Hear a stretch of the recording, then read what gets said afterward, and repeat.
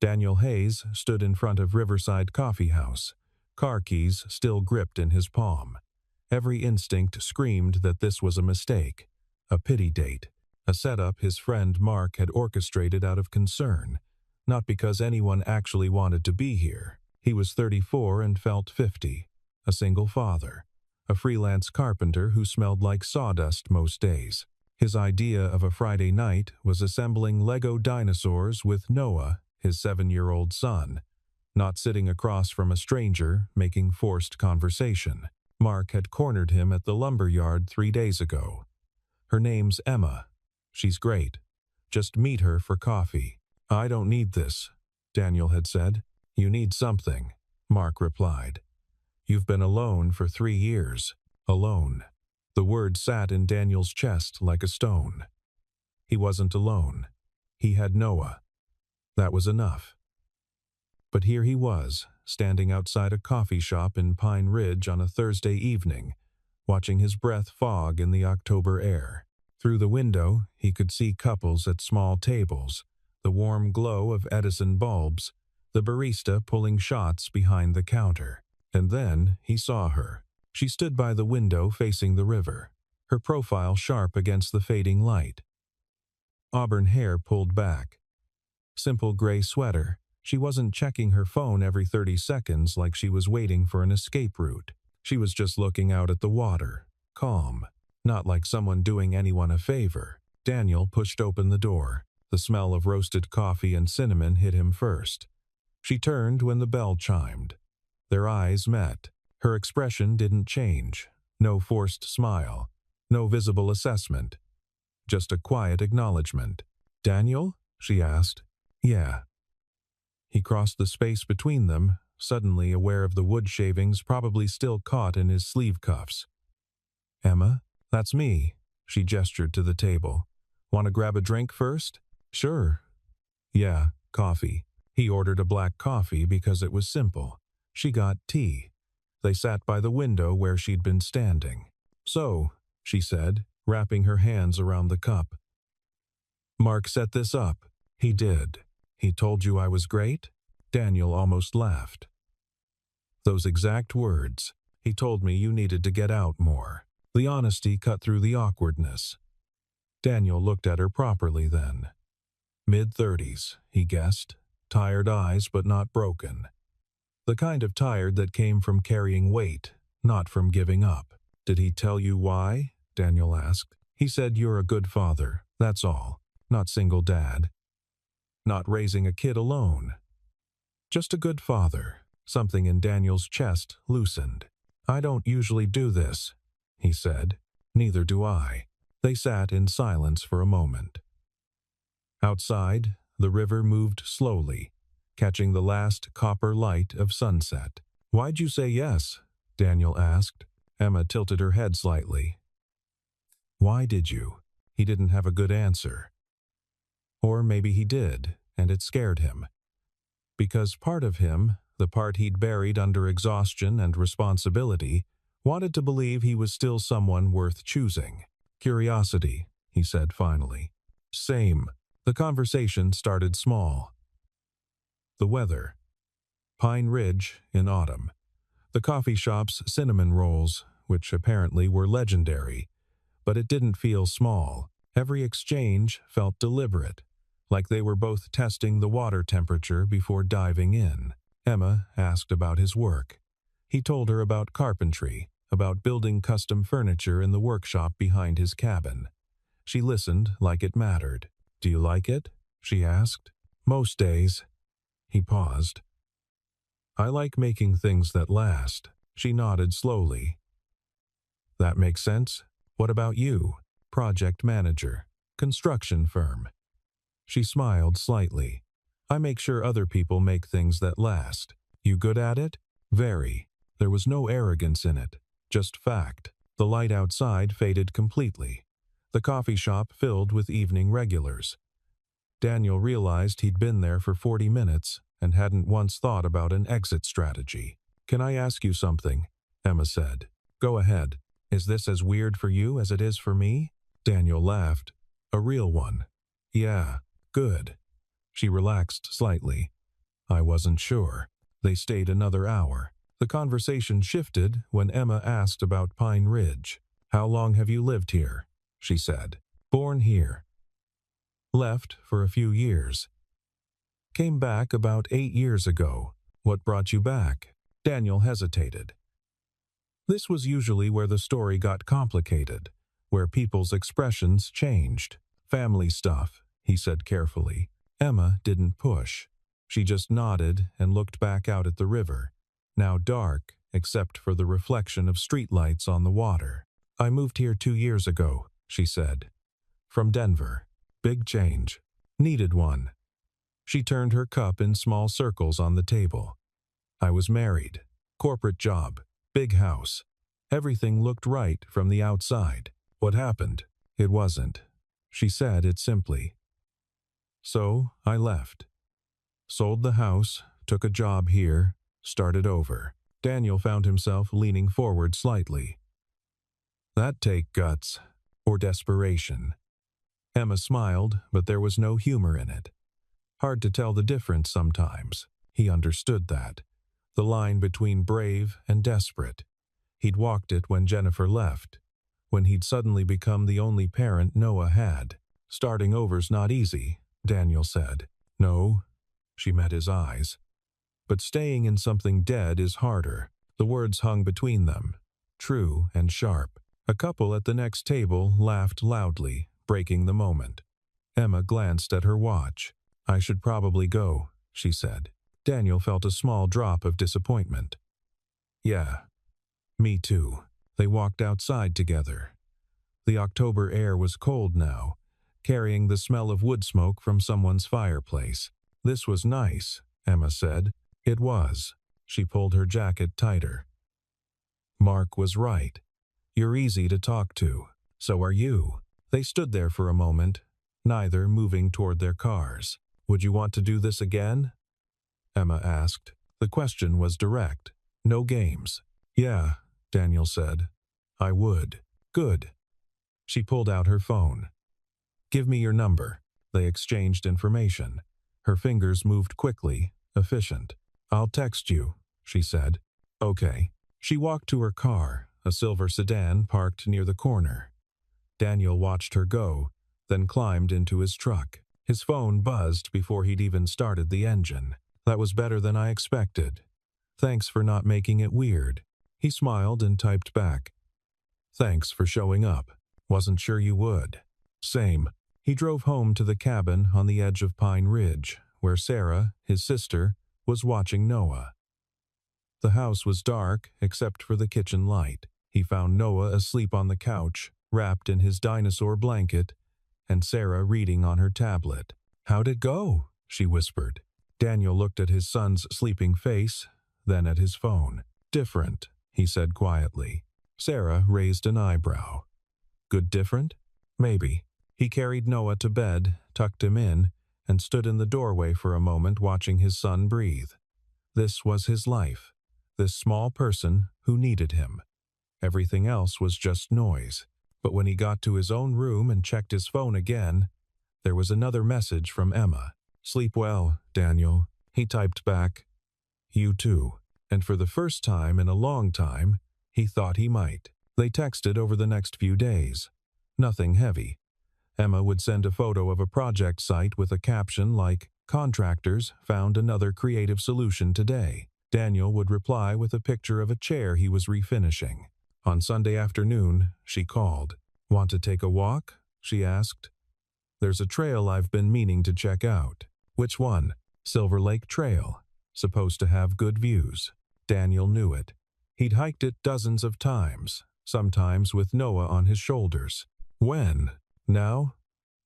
If you're free, Noah was at Jennifer's mother's house for the day, one of the rare scheduled visits. Daniel had the afternoon with nothing to fill it. I can do now. They met at the trailhead parking lot. Emma wore hiking boots and a navy jacket, her hair in a braid. She looked ready. The trail started easy, winding through pine trees and aspen groves, just starting to turn gold. They walked side by side. Not talking much at first. The silence felt natural. After about 20 minutes, the trail opened up to a viewpoint overlooking the valley. Emma stopped, breathing slightly harder. "Okay," she said. "That's worth it." The town of Pine Ridge spread out below them, small and contained. Beyond it, mountains rolled toward the horizon. They sat on a flat rock. Emma pulled out a water bottle and took a long drink. "Can I ask you something?" she said. "Sure. Mark mentioned you have a son." There it was. The moment Daniel had been waiting for and dreading. "Yeah, Noah. He's 7. Emma nodded slowly. "What's he like? Not where's his mother? Not is that hard? Just what's he like?" Daniel felt something in his chest ease. "He's obsessed with dinosaurs. Knows more about the Jurassic period than most paleontologists. He builds things constantly. Legos, sticks, cardboard boxes, anything." Daniel smiled despite himself. "He's loud and messy and asks 10,000 questions a day. Sounds exhausting." "It is. And you love it." It wasn't a question. Emma was looking at him steadily. "Most days," Daniel said honestly. "Some days I'm just trying to survive until bedtime." "That's fair." They sat quietly for a moment. A hawk circled overhead. "His mom?" Emma asked carefully. Daniel's jaw tightened. "Jennifer. We weren't married. She left when Noah was 4. Decided she didn't want to be a mother anymore." He waited for the pity. The awkward sympathy. The way people's faces changed when they realized he was the parent who got left behind. Emma just nodded. "That must have been hell." "It was. For both of you." "Yeah." She didn't ask more. Didn't need the full story. The details of Jennifer's sudden departure, the custody agreement she hadn't fought, the years of Daniel learning to be enough for a small boy who kept asking when Mommy was coming back. "I don't usually tell people this early," Daniel said. "Tell them what?" "About Noah. About being a single dad." Emma turned to look at him. "Why not?" "Because it changes things. People either decide I'm too complicated or they think they can fix me." He picked up a small stone, turned it over in his fingers. "Either way, they leave. I'm still here. It's been 1 coffee and 1 hike. True." Emma stood, brushed off her jeans. "But I'm not running yet." They hiked back as the afternoon light turned golden. At the parking lot, Emma leaned against her car. "Can I be honest with you?" she said. "Please. I don't know what I'm doing either. I haven't dated since my divorce. I work too much. I'm not looking for a project or someone to fix. I like that you don't perform." "Perform?" "Pretend. Try to impress me. Act like you have it all together." Daniel laughed softly. "I definitely don't have it all together." "I know. That's why this works." She got in her car but rolled down the window. "Next time," she said, "tell me about the dinosaurs. I want to know which one's his favorite." She drove away before Daniel could answer. He sat in his truck for a long time, watching the sun sink behind the mountains. Emma texted him 2 days later. "Triceratops or T-Rex?" Daniel stared at his phone, then smiled. "Ankylosaurus. The armored one with the club tail. Good choice. Underrated. You know dinosaurs?" "I know enough to sound informed." Brothers. They were obsessed. Over the next week, they fell into a rhythm. Messages throughout the day. A phone call in the evening after Noah was asleep. Emma would tell him about budget overruns and difficult contractors. Daniel would share stories about Noah's latest Lego creation or the kitchen table he was building for a client. It felt easy. Too easy. That scared him. On Friday, Emma called just after 8. "What are you doing tomorrow?" she asked. "Workshop in the morning. Noah in the afternoon." "Why?" "I'm going to the farmer's market." "Want to come?" "Both of you." Daniel's hand tightened on the phone. "You want to meet Noah? If that's okay." His mind raced. This was the line he'd never crossed with anyone since Jennifer. Noah was his, protected. The one part of his life Daniel didn't share, but Emma had asked simply, without pressure. Let me think about it, Daniel said. Of course, no rush. After they hung up, Daniel sat on the edge of his bed, head in his hands. Sarah would tell him to go. Mark would say it was a good sign. But they didn't understand. Bringing someone into Noah's life meant risk. It meant the possibility of another person leaving. Another loss the boy would have to process. He went to Noah's room. His son was asleep, sprawled across the bed with one arm hanging off the side, still clutching a plastic stegosaurus. Daniel thought about Emma at the viewpoint, not flinching when he'd told her about Jennifer. The way she'd asked what Noah was like, not what was wrong with his mother. He pulled out his phone. Tomorrow works. Farmer's market at 10? Her response came immediately. Perfect. See you there. Daniel barely slept. The Pine Ridge Farmer's Market took over the town square every Saturday from April to October. Daniel and Noah arrived at 10, weaving through stalls of apples, pumpkins, and homemade bread. Noah held his hand tightly, suspicious of the crowd. "Why are we meeting your friend?" he asked, for the third time. "Because she's nice, and I think you'll like her. Does she know about dinosaurs?" "A little. A little isn't very much." Daniel spotted Emma near the honey stand. She wore jeans and a green flannel shirt, her hair down. When she saw them, she smiled but didn't rush over. She waited. Daniel appreciated that. "Noah," he said quietly. "That's Emma." Noah looked up at her as they approached. Emma crouched down slightly, putting herself at eye level. "Hi, Noah. I'm Emma. I'm 7. Noah said suspiciously. "I heard. That's a good age. Do you like dinosaurs?" "I think they're pretty cool. My favorite is the Ankylosaurus." Noah's eyes widened. "That's my favorite. I know." Emma glanced at Daniel with a small smile. "Your dad told me." They walked through the market together. Emma didn't try too hard. She didn't ask Noah a million questions or talk in a high-pitched voice. She just existed next to them, comfortable. At the apple cider stand, she bought 3 cups. Noah drank his in about 4 seconds, then ran to look at the pumpkins. "He's great," Emma said quietly. "He's cautious with new people. Smart kid." They watched Noah test the weight of different pumpkins, trying to find one he could actually lift. "Thank you," Daniel said. "For what?" "For not making this weird." Emma turned to him. "Daniel, I'm not here to audition. I'm just here." The simplicity of it hit him hard. Noah ran back, dragging a medium-sized pumpkin. "Can we get this one?" "Sure, buddy." As Daniel paid, Noah tugged Emma's sleeve. "Do you want to see my Lego dinosaurs?" Emma looked at Daniel. He nodded slightly. "I'd love to," she said. So they ended up at Daniel's cabin, a small 2-bedroom place at the edge of the woods. Inside, it smelled like pine and coffee. Noah's toys were everywhere despite Daniel's efforts to contain them. Noah disappeared into his room and returned with an elaborate Lego creation that was part Stegosaurus, part spaceship. "It's a time-traveling dinosaur," Noah explained seriously. "Because dinosaurs should get to see the future." Emma examined it carefully. "The engineering on this is really solid. See how you balanced the weight?"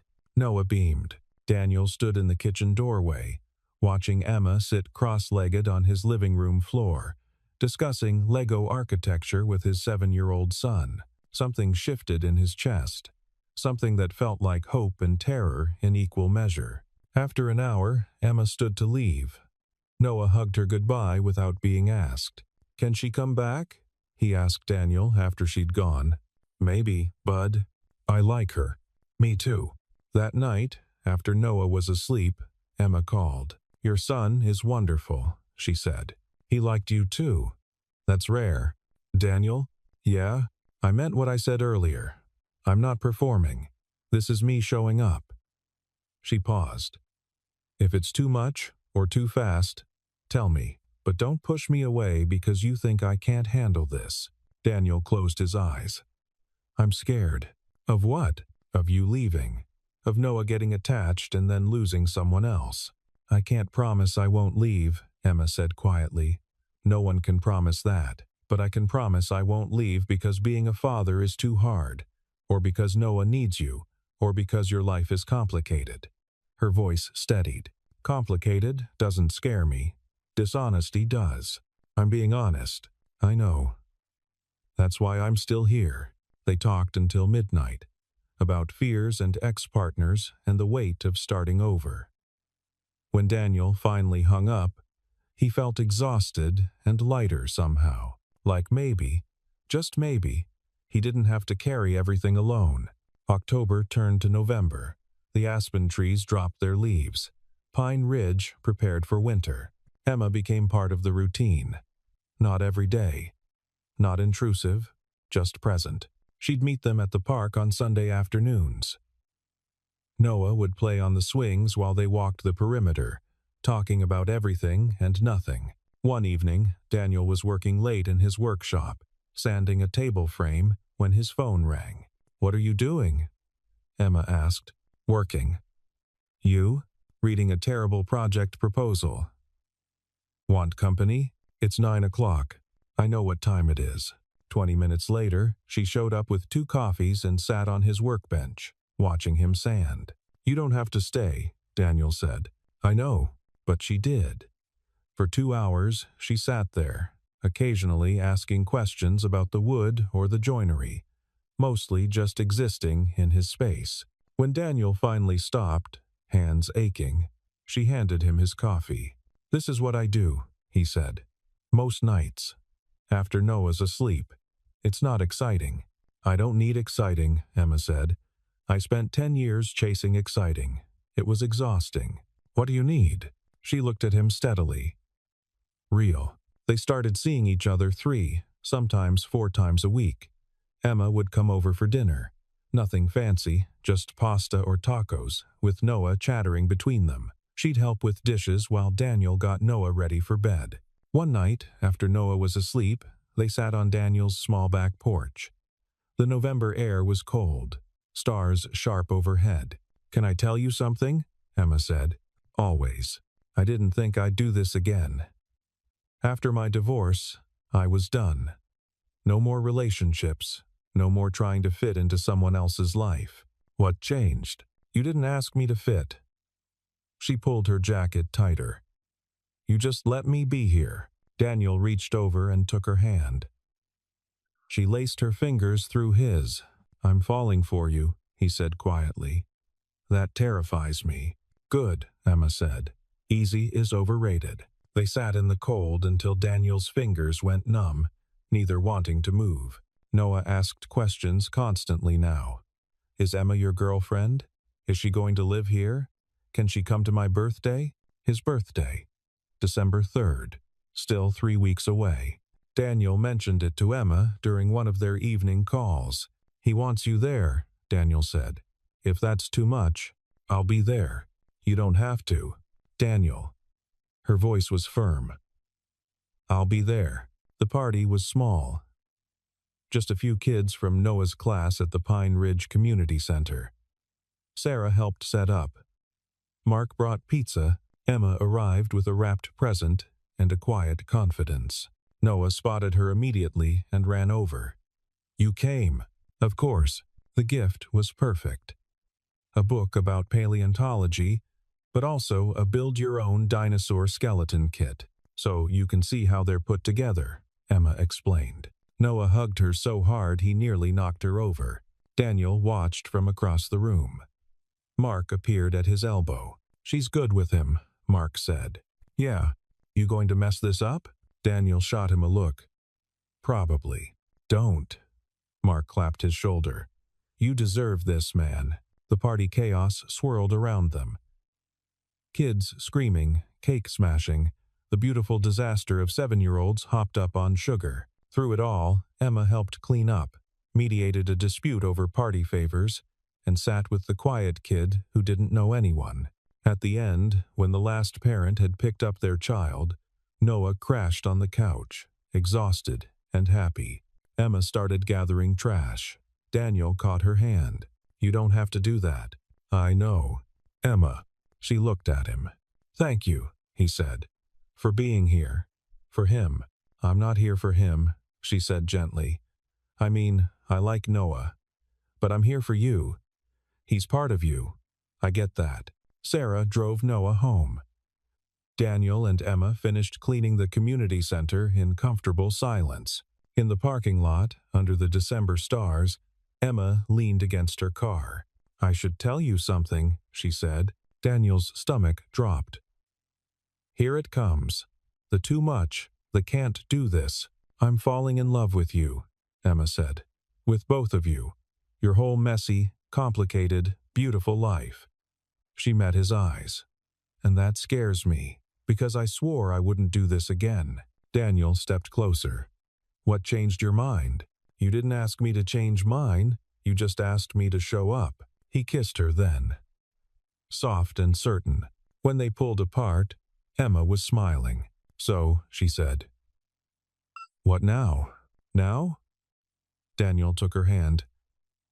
Now we figure it out. Together. Winter settled over Pine Ridge. Snow came early, blanketing the town in white silence. Emma's presence became woven into their lives in small ways. She brought groceries when Daniel was swamped with a big commission. She picked Noah up from school when Daniel's truck broke down. She never announced herself, never made a show of helping.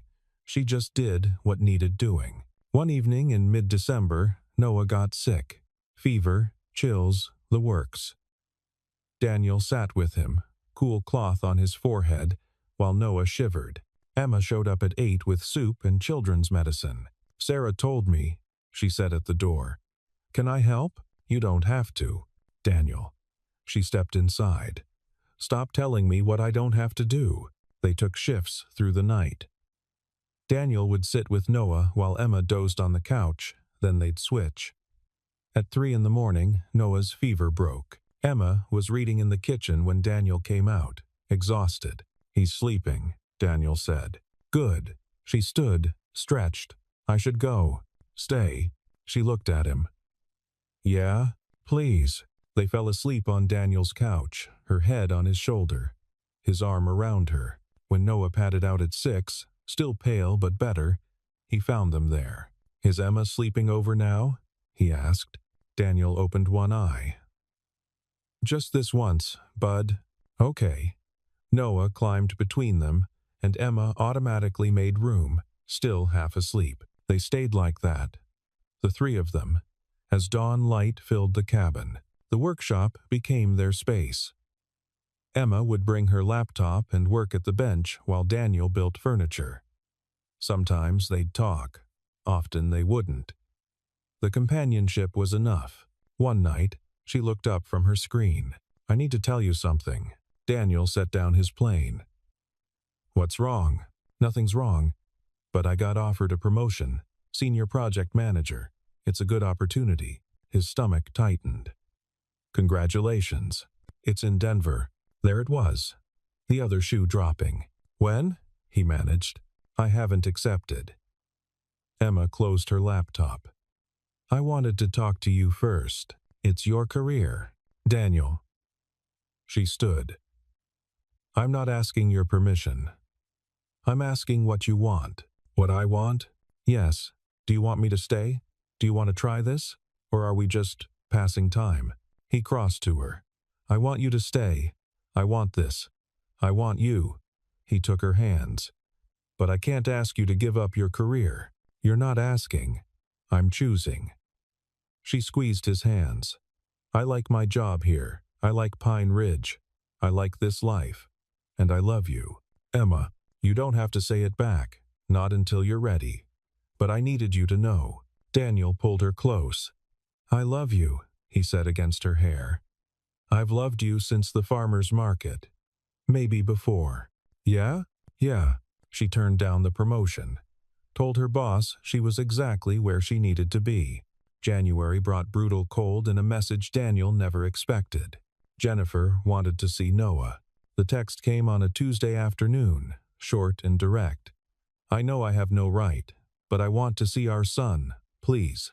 Daniel stared at his phone until the screen went dark. He called Emma immediately. She what? Emma's voice was tight. Wants to visit. Says she's in Colorado. Wants to see him. What are you going to do? I don't know. Daniel pressed his palm against his forehead. She left. She gave up custody.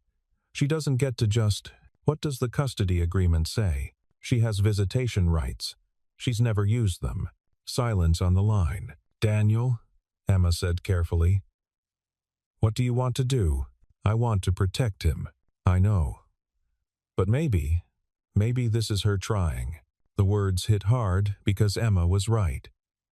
He didn't owe Jennifer anything. But Noah deserved to know his mother if she was genuinely trying to be in his life. That didn't make it hurt less. Over the next few days, Daniel pulled away. Not intentionally. But Emma would call and he'd keep it short.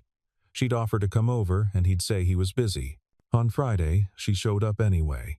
We need to talk, she said at the door. Noah was at Sarah's. The cabin was quiet. I'm fine, Daniel said automatically. You're not. Emma followed him to the kitchen. I'm dealing with this. Alone. Like you deal with everything. He spun to face her. This is different. This is my son. My ex. You can't. Can't what? Be here for you? Her voice rose. I'm not asking you to handle this for you. I'm asking you to let me stand next to you while you do.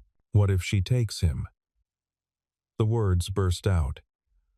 What if she decides she wants custody? What if I lose him? Then we fight. Emma stepped closer. Together. Why? Daniel's voice cracked. Why would you sign up for this? This is a mess. This is complicated and painful, and because I love you. She grabbed his arms. Because you don't have to carry this alone anymore. Because that's what this is, Daniel. You and me. We're a team. He broke, then. Weeks of stress and fear pouring out. Emma held him while he cried, her hands steady on his back. When he could breathe again, she pulled back. Let her visit, she said quietly. Here, with you present. See what she wants. And I'll be right here if you need me. You don't have to. Stop. She put her hand over his mouth. Stop telling me what I don't have to do. Start telling me what you need. I need you, he whispered. I need this.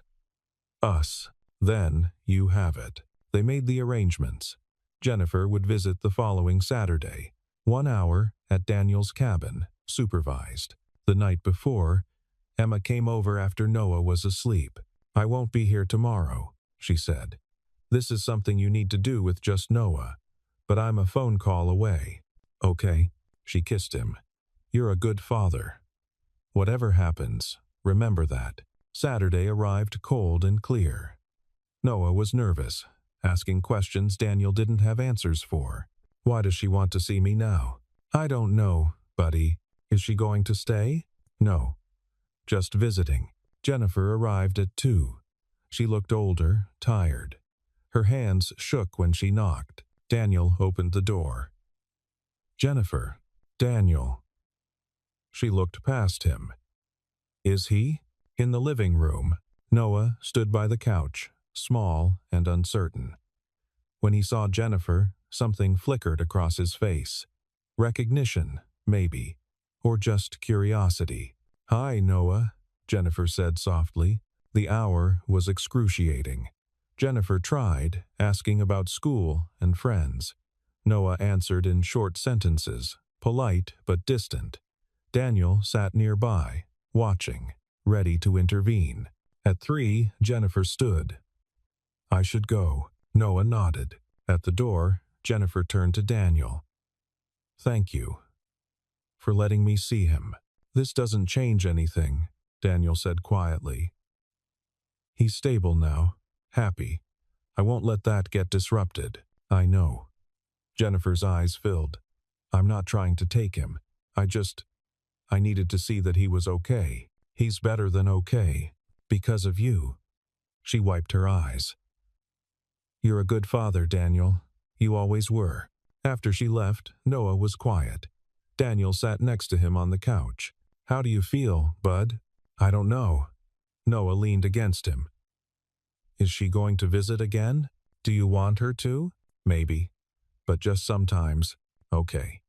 We can do that. Noah looked up at him. Dad? Yeah? Can Emma come over now? Daniel smiled despite everything. Yeah. I'll call her. Emma arrived 20 minutes later with hot chocolate and patience. She sat with Noah, letting him talk or not talk, just being present. Later, after Noah went to bed, she and Daniel stood in the kitchen. How are you? She asked. Tired. Relieved. He pulled her close. Grateful. For what? That you're here.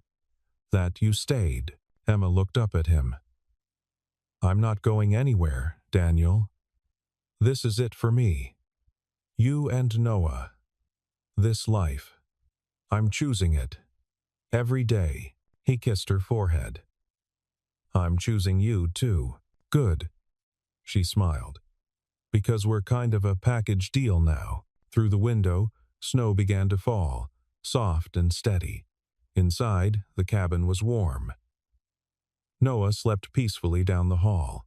Daniel held Emma and thought about the man he'd been a year ago, standing outside a coffee shop, convinced he was unchosen, unworthy. He'd been wrong.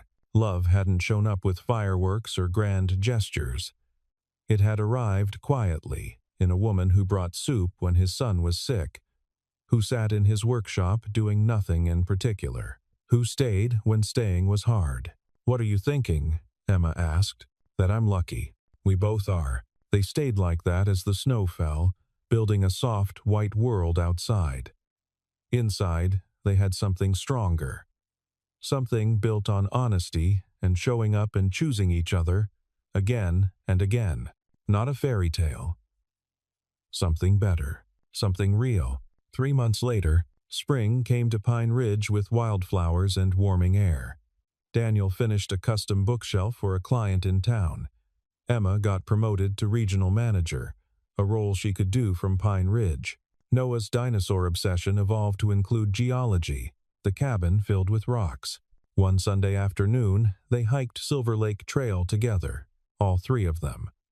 At the viewpoint, Noah ran ahead to examine interesting stones.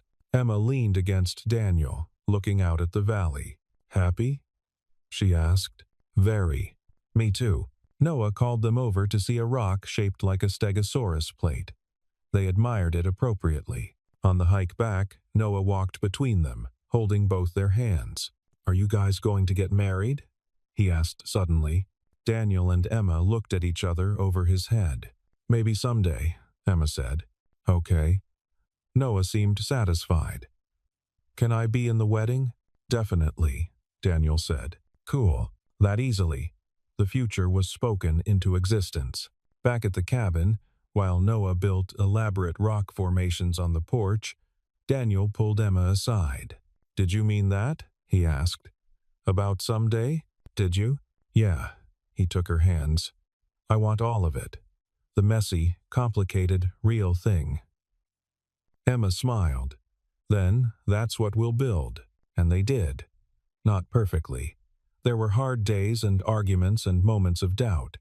Jennifer visited twice more that spring, short, supervised visits that gradually became less awkward. But through it all, Daniel and Emma chose each other, chose the hard conversations, chose to stay when leaving would be easier, chose to build something that would last. In his workshop late one night, Daniel carved their initials into the underside of a table he was building.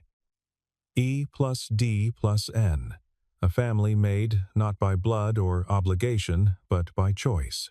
Emma found him there, brought him coffee. Come to bed, she said. In a minute. She saw what he'd carved and smiled. Sentimental, maybe. She kissed his temple. I love you, Carpenter. I love you too. The table would go to a customer in Denver, but the message carved beneath would remain. A reminder that some things, built carefully and with intention, really do last. Daniel turned off the workshop lights and followed Emma inside, to the warmth, to the home they'd made together, to the life he'd stopped believing he deserved, and she'd taught him to accept. One day at a time, one choice, at a time, together.